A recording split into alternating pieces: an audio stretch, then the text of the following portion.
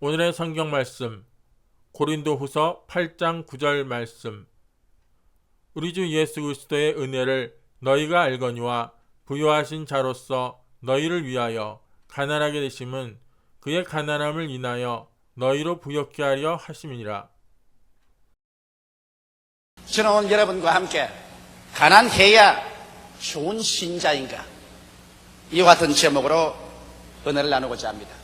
언제부터인가 교회는 물질적인 부를 죄악시하고 좋은 신자가 되려면 가난해야 된다, 이와 같은 생각이 꽉 들어차게 되었습니다. 그러함에도 불구하고 교회는 복음 전도를 효과적이고도 광범위하게 하기 위해서는 물질적인 필요가 대단하게 되었습니다. 그래서 교회야말로 자가당착에 빠지고 말았습니다. 과연 물질이 죄악입니까? 과연 가난이 찬양을 받을 만한 미덕이냐는 것입니다. 우리 성도들은 신앙생활과 물질 관계를 어떻게 정리해야만 할까요? 이 점에 관해서 여러분과 함께 오늘 알아보고자 하는 것입니다. 첫째로, 과연 물질은 악마가 지은 것이냐, 하나님이 지은 것이냐, 이 사실을 알아봐야 될 것입니다. 왜냐하면 악마는 좋은 것을 지을 수가 없습니다. 그러나 하나님께서 나쁜 것을 고의적으로 지을 리가 만무한 것이기 때문인 것입니다. 성경 창세기 1장 1절에 보면 태초에 하나님이 천지를 창조하시냐고 말하셨습니다. 그 다음 하나님께서 어둠 가운데 빛을, 궁창을, 그 다음 바다 물 가운데서 육지를 나타나게 하시고 모든 열매 맺는 실과가 나게 하시고 해와 달과 별들을 지으시고 공중에 나는 새와 물속에 헤엄치는 어족을 지으시고 그 다음 땅에 기는 짐승과 마지막으로 하나님의 형상과 모양을 쫓아 사람을 지으신 것입니다. 이렇기 때문에 천지와 만물 중에 하나님께서 신이 지으시지 아니한 것은 하나도 없으신 사실을 우리가 알 수 있는 것입니다. 그러고 난 다음 주님께서 동방의 에덴을 창조하시고 그 에덴에 보기에도 좋고 먹기에도 좋은 실과나무가 나게 하셔서 상함도 없고 해함도 없고 부족함도 없게 부유하고 풍부한 처소를 지으셔서 아담과 하와의 그 칠을 삼아주시고 그 다음 에덴에서 발현한 강 가운데 비손강이 있는데 비손강은 금이 있는 하윌라 온 땅을 두르고 거기에는 베들리헴과 호마노도 있다고 해서 금은 보석도 하나님이 지어서 직접 갖다 넣어놓으신 것입니다. 이러므로 이 세상에 있는 물질 중에 악마가 지은 것은 하나도 없습니다. 모두 다 하나님께서 지으신 것으로서 하나님은 좋은 하나님이시니 좋은 하나님이 지으신 것 중에 나쁜 것은 하나도 있을 수가 없는 것입니다. 그러고 난 다음 하나님께서 아담과 하와에게 축복의 준 장면을 볼 때 아담과 하와에게 찢어지도록 가난해서 헐벗고 굶주려라, 굶어 죽어라, 그렇게 축복하지 아니하시고 성경 창세기 1장 28절로 29절에 보면 하나님이 그들에게 복을 주시며 그들에게 이르시되 생육하고 번성하여 땅에 충만하라, 땅을 정복하라, 바다의 고기와 공중의 새와 땅에 움직이는 모든 생물을 다스리라 하시니 하나님이 가라사대 내가 온 지면에 심했는 모든 채소와 씨 가진 열매 맺는 모든 나무를 너희에게 주려니 너희 식물이 되리라. 그렇게 해서 하나님께서는 아담과 하와에게 상승의 축복을 주었으며 땅의 왕으로서의 지배권을 허락하셔서 축복해 주신 것입니다. 하나님께서 절대로 처절한 절망과 가난과 파멸 속에 떨어지라고 말하지 않은 것입니다. 여러분, 오늘 인간이 가난과 곤고한 생활을 하는 유일한 이유는 인간이 하나님을 대적해서 타락해서 에덴에서 쫓겨남으로 말미암아서 이루어졌다. 다시 말하면 죄 때문에 오늘 이 가난과 곤고가 우리의 숙명처럼 되어버리고 말았다고 성경은 밝히 말하고 있는 것입니다. 창세기 3장 17절로 19절에 보면 아담에게 이르시되 내가 내 아내의 말을 듣고 내가 너더러 먹지 말라는 나무 실과를 먹었은즉 땅은 너로 인하여 저주를 받고 너는 종신토록 수고하여야 그 소산을 먹으리라. 땅이 내게 가시 덤불과 은거키를 낼 것이라. 너희 먹을 것은 밭의 채소인즉 내가 얼굴에 땀이 흘려야 식물을 먹고 필기은 흙으로 돌아가리니 그 속에서 내가 취함을 입었음이라. 너는 흙이니 흙으로 돌아갈 것이니라 하시니라.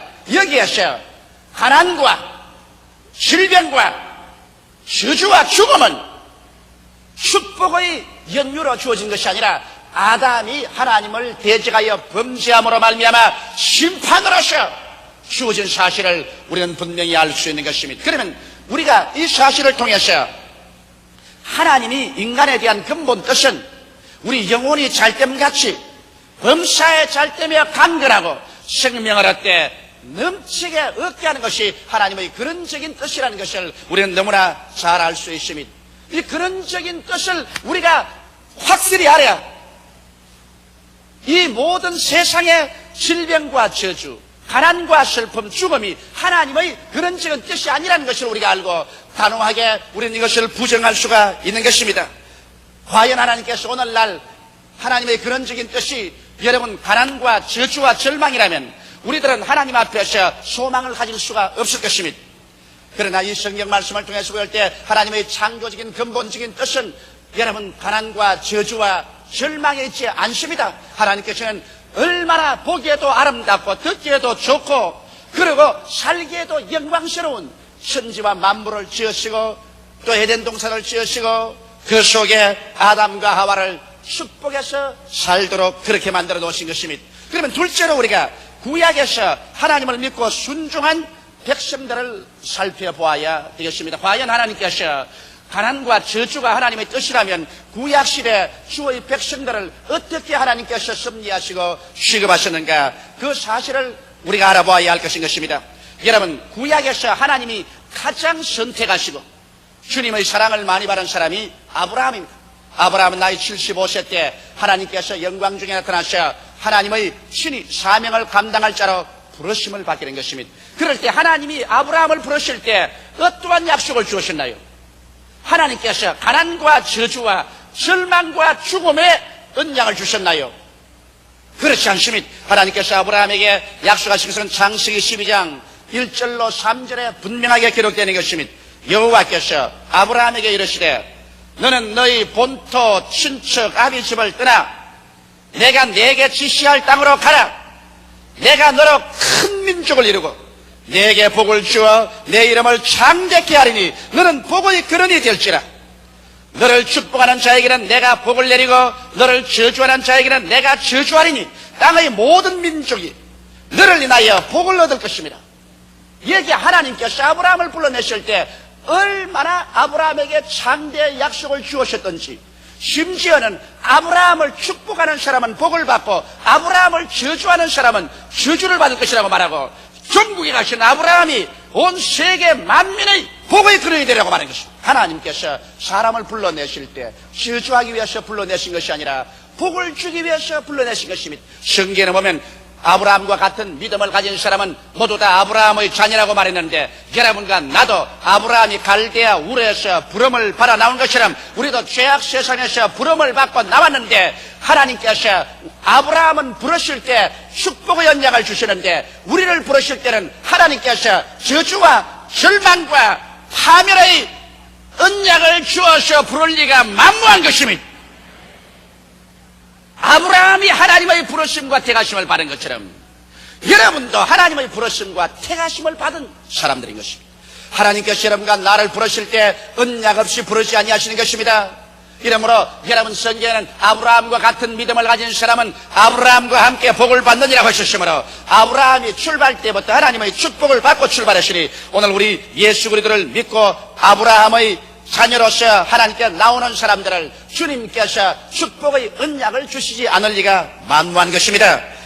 성경에 보면 아브라함이 애굽에서 나올 때 아브라함에게 육축과 은금이 풍부하였다고 말하셨습니다. 사람들은 말하기를 사람이 육축과 은금이 풍부해서 부자가 되면 이 사람들은 세속적이고 그리고 신앙에는 부족하다고 오늘날 사람들은 생각하는 것입니다. 그렇다면 아브라함이야말로 가장 신앙에 부족한 사람이 되어야 되는 것입니다. 왜냐하면 그가 애굽에서 나올 때 성경은 분명히 말하기를 육축과 은금이 풍부했다고 말한 것입니다. 그럼에도 불구하고 성경은 말하기를 아브라함은 하나님의 벗이요 그리고 아브라함이야말로 믿음의 조상이라고 하나님께서 말씀한 것입니다. 그럼 우리 조상이 육축과 은금이 풍부했음에도 불구하고 하나님의 가장 사랑을 받고 하나님의 벗이라고 칭함을 받았으시니 그러므로 반드시 육축과 은금이 풍부하다고 해서 그 사람 세속적이고 그 사람은 신앙이 없고 그런 사람은 하늘나라에 부족하다고 생각하는 이러한 생각을 우리가 없애버려야만 되는 것입니다. 오늘날 이와 같은 생각을 도대체 어디에서 사람들이 가져왔는지 저는 이해하기가 곤란한 것입니다. 성경에 보면 아브라함의 아들은 이삭도 보십시다. 창세기 24장 36절에 보면 나의 주인의 부인 사라가 노년에 나의 주인에게 아들을 낳으며 주인이 그 모든 소유를 그 아들에게 주었나이. 그러므로 이삭은 출발할 때부터 아버지의 상속을 받아서 급으로서 출발했었습니다. 만일 부로서 출발하는 것이 하나님의 축복받지 못한 것이라면 이삭이야말로 그러면 하나님께 축복 못 받은 사람이 아니겠습니까? 그러나 오늘날 또 성경은 말하기를 하나님은 아브라함의 하나님, 이삭의 하나님, 야곱의 하나님이라고 칭하고 계신 것입니다. 창세기 26장 12절로 14절에 보면 이삭이 그 땅에서 농사하여 그해 100배나 얻었고 여호와께서 복을 주심으로 그 사람이 창대하고 왕성하여 마침내 거부가 되어 양과 소가 떼를 이루고 노복이 심히 많으므로 블레셋 사람이 그를 시기하여 그와 같이 기록하고 있는 것입니다. 여기에 성경이 말씀하신 것은 하나님의 택한 이삭은 여기에 보통 말이 아니라 창대하고 왕성하고 거부가 되라고 말하는 것입니다. 만일 이런 것이 하나님의 뜻이 아니고 저주인 것 같으면 하나님께서 왜 하나님의 택한 자 이삭에게 이러한 축복을 줄 리가 있겠습니까? 그럼 우리가 하나님의 택한 자 야곱을 한번 보십시다. 야곱은 창세기 32장 10절에 그가 외아지 시집에서 고향 산천으로 돌아올 때 하나님께 엎드려 기도할 때 이렇게 말했습니다. 나는 주께서 주의 종에게 베푸신 모든 은총과 모든 진리를 조금이라도 감당할 수 없사오나 내가 지팡이만 가지고 이 요단을 건넜더니 지금은 2때나 이루었나이. 그가 20년 전에 지팡이만 들고 요단강을 건너서 외아지집으로 갔는데 20년 후에 돌아갈 때는 한때, 2때 바다에 모래 같은 짐승들을 거느리고 돌아갈 수 있었다고 그런 입으로 고백했습니다. 오늘날 또 하나님께서는 하나님의 성모를 칭하시되 아브라함의 하나님, 이삭의 하나님, 야곱의 하나님이라고 말한 것입니다. 그러면 아브라함과 이삭과 야곱을 섭리하신 하나님께서는 오늘날 우리들의 하나님인 것입니다. 이렇기 때문에 하나님께서 여러분과 나에게 부와 귀와 창성을 주시기를 원하는 것은 하나님의 근원적인 뜻인 것입니다. 성경은 말씀하기를 하나님을 믿고 순종하는 자에게 하나님은 좋은 것을 아끼지 아니하실 것이라고 약속하신 것입니다. 하나님께서 430년 동안 애굽에서 종살이하던 이스라엘 백성들을 불러낼 때 주께서 주신 약속이 젖과 꿀이 흐르는 가나안 땅을 약속한 것입니다. 하나님께서 불러내실 때 환멸과 절망, 가난과 저주와 죽음의 가나안 땅으로 오라고 말하지 않으셨습니다. 젖과 꿀이 흐르는 가나안 땅으로 오라. 듣기만 해도 마음속이 긍정적이고 적극적이고 창조적이고 생산적이 되고 아유 어깨가 어색한 그러한 언약의 말씀을 주어서 이스라엘 백성을 불러내셨습니다. 그러면 안 되면 이스라엘 백성이 가나안 땅에 오셨을 때 주님께서 이스라엘 백성들에게 언약과 조건을 주셨습니다. 그 언약과 조건 가운데면 신명기 28장 1절 2절에 내가 내 하나님 여호와의 말씀을 삼가듯 내가 오늘날 내게 명하는 그 모든 명령을 지켜 행하면 내 하나님 여호와께서 너를 세계 모든 민족 위에 뛰어나게 하실 것이라. 내가 내 하나님 여호와의 말씀을 순종하면 이 모든 복이 내게 임하며 내게 미치리니 성읍에서도 복을 받고 들에서도 복을 받을 것이며 내 몸의 소생과 내 토지의 소산과 내 짐승의 새끼와 우양의 새끼가 복을 받을 것이며 내 광주리의 떡과 떡반죽 그릇이 복을 받을 것이며 내가 들어와도 복을 받고 나가도 복을 받을 것이니라. 그러나 여기에 또한 하나님을 불순종하고 배반하면 거기에 다가올 저주도 말씀했습니다. 신명기 28장 15절로 19절에 내가 만일 내 하나님 여호와의 말씀을 순종치 아니하여 내가 오늘날 내게 명하는 그 모든 명령과 규례를 지켜 행하지 아니하면 이 모든 저주가 내게 임하고 내게 미치리니 내가 성읍에서도 저주를 받으며 들에서도 저주를 받을 것이요 또 내 광주리와 떡반죽 그릇이 저주를 받을 것이요 내 몸의 소생과 내 토지의 소산과 내 우양의 새끼가 저주를 받을 것이며 내가 들어와도 저주를 받고 나가도 저주를 받으리라.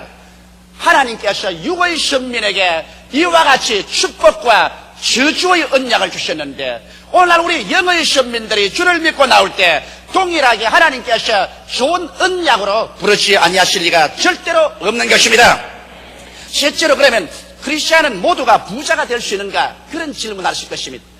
부자라는 개념을 어떻게 가질까요? 여러분, 백만장자가 되는 것은 하나님의 특별하신 뜻이 아니면 모두 다 백만장자는 될 수 없는 것입니다. 그러나 우리 예수 믿는 사람들에게 출발 때부터 주님께서 약속하신 것이 있습니다. 그것은 시편 23편 1절의 말씀 것처럼 여호와는 나의 목자시니 내게 부족함이 없으리로다. 하나님께서 거부가 되겠다는 말씀은 안 했을는지 모르지만은 여러분과 내가 모두 다 부족함이 없는 삶을 살게 해주겠다고 여호와 우리 목자께서 약속해 놓으신 것입니다.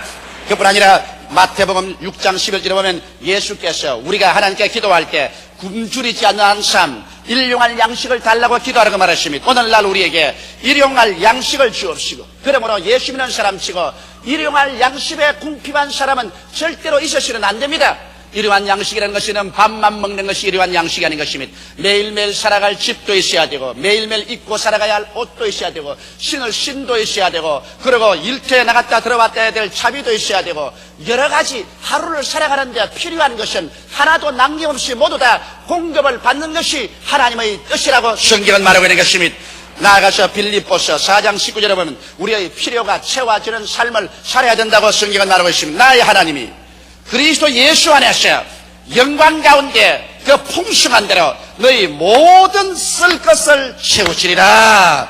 우리가 살아가는 데 있어서 필요한데도 불구하고 그것이 채워지지 아니해서 발부둥 치는 이러한 삶은 하나님의 뜻이 아닙니다. 하나님께서는 필요한 것은 모두 다 채워주시는 삶을 살기로 한다고 말하십니다. 그리고 또 나아가서 하나님이 원하시는 것은 겨우 필요한 것만 채우고 사는 것이 아니라 넉넉한 삶을 살기를 원하시는 것입니다. 고린도후서 9장 8절로 10절에 보면 하나님이 능히 모든 은혜를 너희에게 넘치게 하시라니 이는 너희로 모든 일에 항상 모든 것이 넉넉하여 모든 착한 일을 넘치게 하려 하며 기록된 바 제가 흩어 가난한 자들에게 주었으니 그 의가 영원토록 있느니라 함과 같으니라. 심는 자에게 씨와 먹을 양식을 주시는 이가 너희 심은 것을 주사 풍성하게 하시고 너희 의의 열매를 더하게 하시리라. 이 성경 말씀 가운데 보면은 하나님께서는 우리에게 항상 모든 것이 넉넉해서 그 결과로 모든 착한 일을 넘치게 하려 하심이라고 말하는 것입니다. 여러분과 내가 아무것도 없으면 착한 일을 할 수가 없습니다. 성경에는 주는 자가 받는 자보다 복이 있다고 말하는 것입니다. 그러므로 여러분과 내가 복을 받기 위해서는 주는 자가 되고 남에게 손 내밀어서 구걸한 자가 되지 말아야 될 것입니다. 이런데 우리에게 하나님께서 모든 것이 넉넉해야 모든 착한 일을 넘치게 할 수 있다고 말씀하고 있기 때문에 주님은 착한 일을 하도록 여러분과 나에게 넉넉하게 주시기를 원하시는 것입니다. 물론 넉넉하게 받고 난 다음에도 착한 일을 하지 아니하고 자기의 정욕 중심으로 자기 개인의 쾌락 중심으로 살게 되면 하나님께서는 주신 것도 빼앗아가겠죠. 우리 기독교 신자의 근본적인 생활 이념은 주기 위해서 살아야 되는 것입니다. 사랑도 주고 믿음도 주고 소망도 주고 기도도 주고 그리고 내가 넉넉한 가운데 물질도 남에게 나누어 주면서 살아야 여러분 우리의 참된 기독교 신앙생활이 될 수 있는 것입니다. 그러면 넷째로 착실한 신앙생활은 어찌할 수 없이 가난을 퇴치해버리고 만다는 것을 우리는 확실히 할 수 있는 것입니다. 왜냐하면 사람들이 여러분 잘 살고 못 사는 것은 그 환경적인 것보다도 마음의 부의 자세에 달리는 것입니다. 독일의 부흥의 아버지라고 말하는 경제윤리학자 아르리스트는 말하기를 정신적인 자원 없이 물질적인 부흥은 있을 수가 없다고 말했습니다. 이렇기 때문에 먼저 물질적인 부를 가지고 계시는 그 개인이나 국민의 가슴 속에 정신적인 부가 있어야 하는 것입니다. 여러분 유명한 경제학자인 막스 웨버도 말하기를 구라파라 미국의 경제적인 부흥은 기독교 신앙 윤리에 섰기 때문에 이루어진 것이라고 말하셨습니다. 유명한 감리교 창설자 요한 웨슬레는 말하기를 감리교 신자들이 신앙생활을 착실히 하자 모두 다 부자가 되었다. 그래서 부자가 되고 난 다음 신앙에 열심히 식어질까 걱정이라고 말하셨습니다. 이러므로 우리가 착실한 신앙생활을 하게 되면 자연적으로 가난이 물러가게 되는 것은 그 신앙생활 가운데 부를 가져오는 내적 자원을 얻게 되는 것입니다. 예수를 믿고 하나님 중심으로 서게 된 사람은 정직하게 살지요, 성실하게 일하지요, 근면하게 일하지요, 모든 생활에 절약을 하게 되는 것입니다. 그러면 정직, 성실, 근면, 절약하는 생활 가운데서 여러분 부가 축적되지 아니할 수가 없는 것입니다. 술 먹지 아니하고 담배 피지 아니하고 도박하지 아니하고 쓸데없는 육신의 오락 취하지 아니하고 그러고 난 다음 버는 대로 하나하나 저축돼 나가기 때문에 이러한 사람이 잘 살지 아니할 도리가 없게 되는 것입니다. 그뿐 아니라 우리 신앙생활 가운데는 가난과 저주가 이미 예수 그리스도의 십자가에서 속량되어 있기 때문에 예수를 믿고 나오자마자 여러분의 생활과 운명에 변화가 다가오지 아니할 수 없는 것입니다. 성경 고린도후서 8장 9절에 보면 예수 그리스도의 은혜를 너희가 알거니와 저가 부유하신 자로서 너희를 위하여 가난하게 되시면 그의 가난하심으로 말미암아 너희로 부유케 하리 하심이라고 말씀하고 있는 것입니다. 사람들은 말하기를 보아라 예수 그리스도도 얼마나 가난하게 살았느냐. 산새도 들 집이 있고 여우도 들 굴이 있지만 인자는 머리 둘 곳이 없다고 해서 일생을 가난하게 살았으니 예수 믿는 사람은 가난하게 사는 것이 미덕이라고 그렇게 말하는데 성경은 그렇게 말하고 있지 않습니다. 예수 그리스도의 은혜를 너희가 알거니와 저가 부유하신 자로서 너희를 위하여 가난하게 되셨다고 말씀하고 있는 것입니다. 여러분과 날 위해서 가난하게 되시면 그의 가난하심으로 인하여 너희로 부유케 하려 하심이라고 말씀하고 있는 것입니다. 이러므로 예수 그리스도의 은혜 가운데는 가난의 대속이 결정적으로 그게 기록되는 것입니다. 이러므로 예수를 믿는 사람은 이 가난의 대속을 받아들여야 되는 것입니다. 예수께서 날 위하여 가난하게 되시기 때문에 나는 예수 그리스도를 위해서 이제 부하게 되어서 예수 그리스도에게 영광을 돌려야 될 것을 마음속에 결심해야만 될 것입니다. 또 나아가서 갈라디아서 3장 13절에는 저주에 대한 완전한 대속이 기록되는 것입니다. 그리스도께서 우리를 위하여 저주를 받으사 율법의 저주의 수레를 속량하였으니 이런 기록된 바 나무에 달린 자마다 저주 아래 있는 자라 하였습니다. 이런 그리스도 예수 안에서 아브라함의 복이 이방인에게 미치게 하고 믿음으로 말미암아 성령의 은혜를 받게 하렵니다. 여러분 아브라함의 복을 아까 읽어보지 않으셨습니까? 아브라함은 물론 그 생애 속에 많은 시련과 환난을 겪었지만 그러나 그는 육축과 은금이 풍부했었습니다. 성경은 패하지 못합니다. 저 하늘이 무너지고 이 땅이 변해도 성경은 상대적이 아니고 절대적인 말씀으로 변하지 않습니다. 그런데 성경에 말씀하기를 아브라함의 복이 예수 안에서 이방인에게 미치게 하려 함이라고 말씀하신 것입니다. 이렇기 때문에 여러분과 나는 예수 그리스도 안에서 단호하게 우리 저주를 명예에서 떠나가게 해야 되는 것입니다. 단호하게 저주에서 속량된 것을 주장해야 되는 것입니다. 저주가 오면 여러분은 실패합니다. 개인적으로 실패하고 가정적으로 실패하고 사업적으로 실패하고 여러분의 일생이 낭패와 실망의 소용돌이 속에 빠져들어가고 가시체에 휘말리게 되는 것입니다. 그러나 예수께서 십자가에서 여러분과 나를 대신해서 저주를 받으셔 우리를 저주에서 속량했다고 분명하게 약속이기 때문에 이와 같은 약속의 말씀들이 예수 믿는 사람에게는 이제 가난과 저주에서 해방을 얻을 수 있는 합법적이고 당당한 약속이 되어서 이 말씀에 의지해서 눈은 아무 증거 안 보이고 귀에는 아무 소리 안 들리고 손에는 잡히는 없어도 믿습니다로 나갈 수가 있는 것입니다. 또 나아가서 11조의 언약은 변함없이 우리에게 주어졌습니다. 말라기 3장 10절로 12절에 보면 만군의 여호와가 이르노라 너희의 온전한 11조를 창고에 들여 나의 집에 양식이 있게 하고 그것으로 나를 시험하여 내가 하늘문을 열고 너희에게 복을 쌓을 것이 없도록 붙지 아니하나 보라. 만군의 여호와가 이르노라 내가 너희를 위하여 황충을 금하여 너희 토지 소산을 멸하지 않게 하며 너희 밭에 포도나무의 과실로 티 한 전에 떨어지지 않게 하리니 너희 땅이 아름다워짐으로 열방이 너희를 복되다 하리라. 만군의 여호와의 말이니라. 만군의 여호와께서 나를 시험해보라고 말한 것입니다. 성경에는 하나님을 시험치 말라고 했는데도 불구하고 하나님은 당신 자신을 자진해서 여러분께 내어놓고 난 다음 날 시험해보라. 너희가 온전한 11조와 큰 물을 내게 드리고 내가 진짜로 하늘문을 열고 축복을 안지 보라. 그 하나님의 축복은 어떤 방법으로 하냐? 내 손으로 하는 모든 일에 축복을 내리겠다고 말한 것입니다. 여러분 우리가 하는 손으로 하는 일이 자꾸만 캥겨 들어가고 망하면 이길 장사가 없습니다. 그러나 성경은 이게 말하기를 하나님께서 손으로 하는 일에 축복을 주어서 황충이 들어오지 못해 소산을 멸하지 못하게 하며 포도나무가 과실로 희한전에 떨어지지 않게 한다. 그러므로 손으로 하는 일이 꽤 들어가서 되기도 전에 망하지 않도록 주님께서 보호해 주시겠다고 약속한 것입니다. 이래서 하나님이 같이 계시면 망할 자가 누가 있겠습니까? 이러한 사람은 머리가 되고 꼴이 되지 않고 위에 있고 아래 내려가지 않고 남에게 구워줄지라도 꾸지 않은 사람이 필령 될 수밖에 없는 것입니다.